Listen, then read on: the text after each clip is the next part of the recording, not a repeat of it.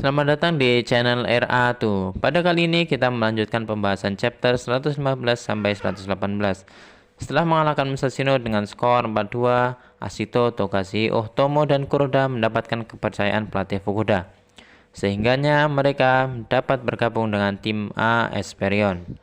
Ashito menemui pelatih Nozomi dan Ashito melihat di papan tulis ada beberapa nama yang ditarik ke tim A dan tim B. Pelatih Nozomi bertanya kepada Ashito, "Apakah kamu tidak dapat beristirahat?" Kemudian Ashito menjawab, "Mereka sangat berisik. Mungkin wajar karena mereka telah merayakan atas dimasukkannya ke tim A." Kemudian pelatih Nozomi mengingat awal mula Ashito bergabung dengan Esperion. Dia mendatanginya dan dia ingin diajarkan cara bermain bola secara benar.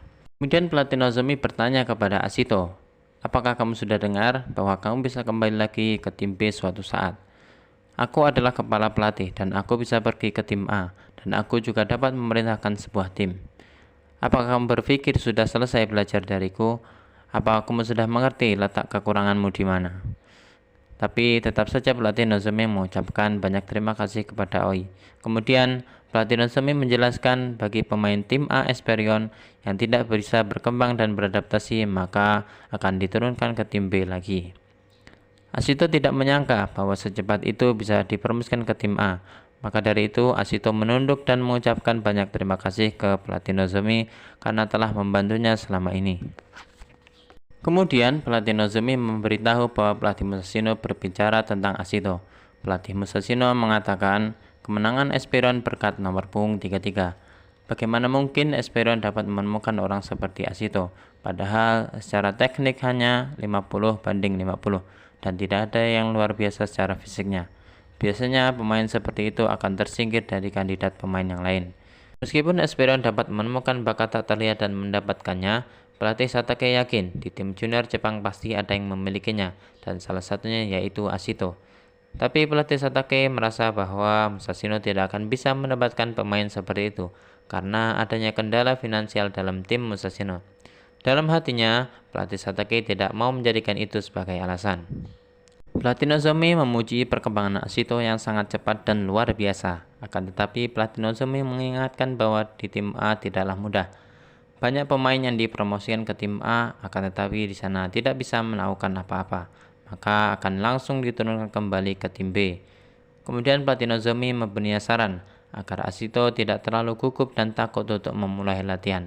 Percaya diri dan terus kembangkan bakat dan potensi yang sudah ada. Pelatih Nozomi yakin Ashito mampu melewatinya. Dengan wajah senyum di Ashito bukan malah senang, akan tetapi Ashito berkata bahwa dipromosikan ke tim A bukanlah sesuatu yang menantang baginya. Kemudian Ashito keluar dari ruangan dengan membawa bola.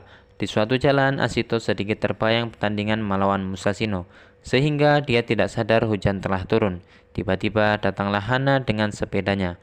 Hana berhenti melihat Ashito kehujanan di tengah jalan. Kemudian Ashito mendatanginya dan menyampaikan bahwa dirinya dipromosikan ke tim A Esperion.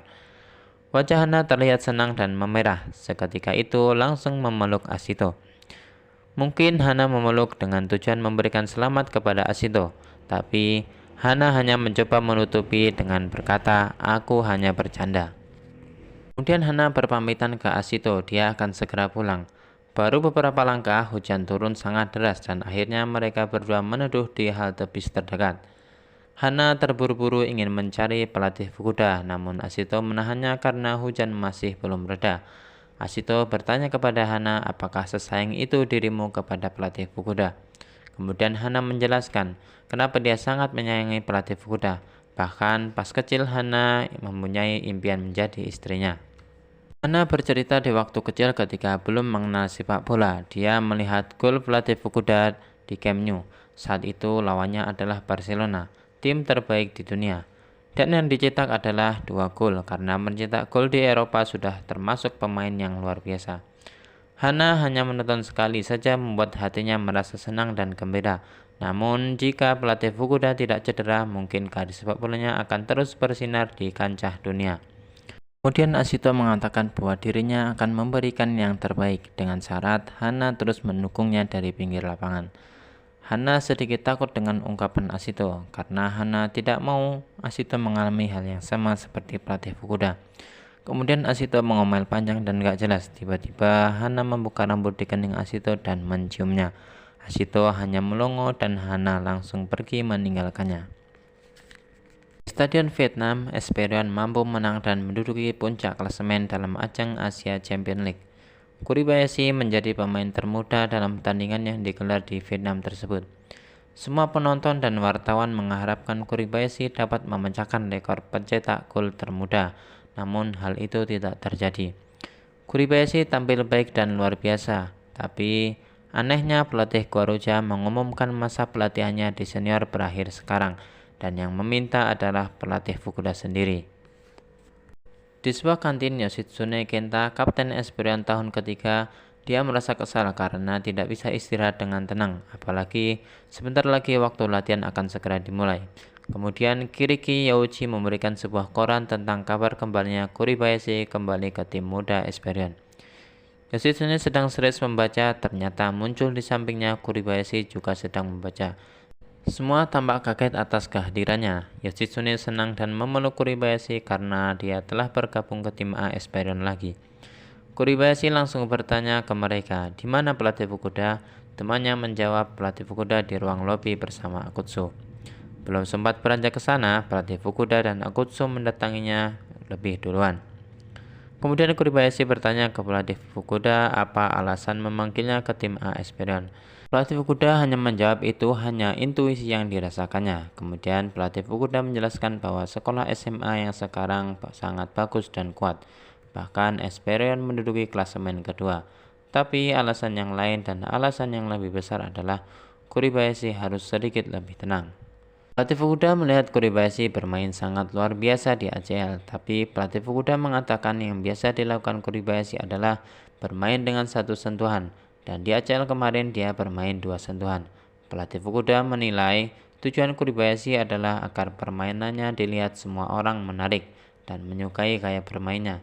Kemudian pelatih Fukuda memberikan sedikit saran bahwa di Jepang semua pemain akan banyak mendapat banjir pujian. Tapi jika Kuribayashi merespon pujian tersebut, maka Kuribayashi bisa hilang masa depan sepak bolanya. Dan hanya klub Esperion yang mampu melindungi seluruh pemainnya. Kemudian Kuribayashi bertanya ke pelatih Fukuda, apa yang membuatnya khawatir tentang dirinya. Pelatih Fukuda menjawab, jangan sampai cedera, karena pelatih Fukuda tidak mau pemainnya merasakan hal yang sama ketika dirinya menjadi pemain sepak bola. Merasakan adanya bahaya juga tidak kalah penting. Itulah semua hal yang dikatakan pelatih Fukuda ke Kuribayashi. Tanpa pikir panjang, Kuribayashi langsung menjawab, paham dan aku akan selalu mengikuti instruksimu. Dalam waktu 2 bulan, pelatih Guaruja akan memintanya kembali ke timnas Esperion. Ketika beranjak pergi ke kamar, Kuribayashi bertanya siapa yang akan bermain di posisi fullback. Pelatih Fukuda menjawab belum memutuskan siapa, tapi ada pemain baru yang akan datang. Kemudian Taira, Kiriki, dan 2 temannya saling berbicara. Siapa saja yang akan datang dari pemain Esperion B. Salah satu dari mereka menyebutkan Kuroda. Dan mereka meremehkan 4 pemain yang akan datang.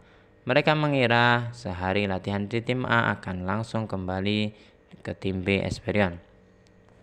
Ya, segitu saja pembahasan Awasi pada kali ini. Yang menjadi pertanyaan adalah apakah mereka mampu dengan porsi latihan di tim A. Bagaimana nantinya?